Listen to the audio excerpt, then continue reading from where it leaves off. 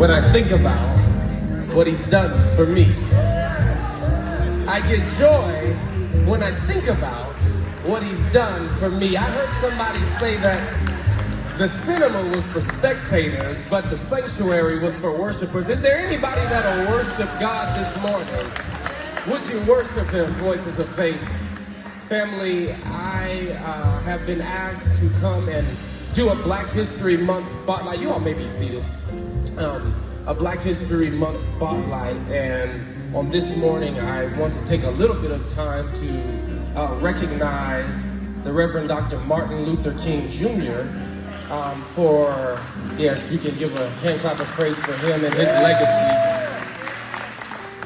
I want to recognize the legacy and the trailblazing efforts that he had in his life, that not only was he fighting for equality and justice for him and his own family, but he was doing it for you and for me and for future generations. And so today I am going to do just a small excerpt of one of his most famous speeches. And as I go through this speech, I want to challenge you to listen for certain parts that sadly are still relevant today. Okay, so this is the American Dream speech by Dr. Martin Luther King from 1965. America is essentially a dream. It is a dream of a land where men and women and humanity of all races, of all nationalities, and of all creeds can live together as brothers and sisters and humanity. The substance of this dream is expressed in these profound words.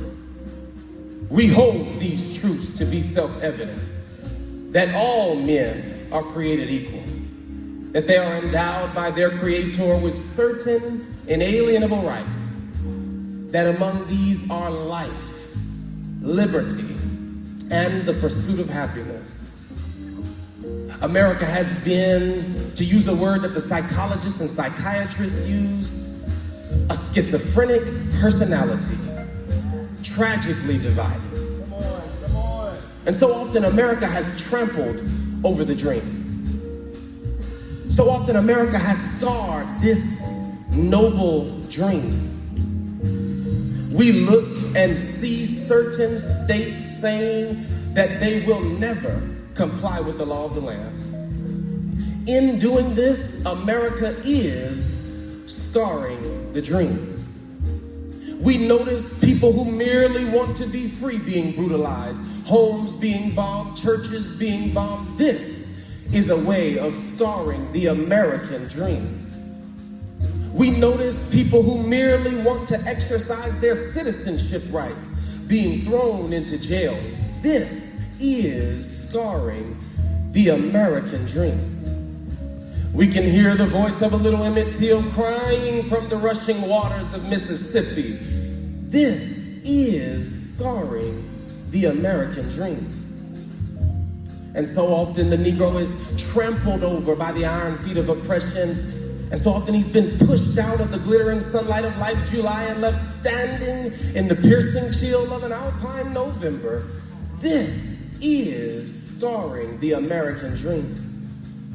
May I say to you, as been said so eloquently, this dream is being scarred not only in Alabama, Mississippi, and Louisiana, but it is being scarred in New York, Illinois, and Pennsylvania, and I imagine even in California. The fact is that the Negro all over America is still the last hired and the first fired, and he still can't live where he wants to live or where his money can get him to live. But we, through our struggles, through our sufferings, and through our sacrifices, will be able to achieve the American dream. This will be the day when all of God's children, black men and white men, Jews and Gentiles, Protestants and Catholics will be able to join hands and sing in the words of the old Negro spiritual, free at last, thank God Almighty, we are free at last.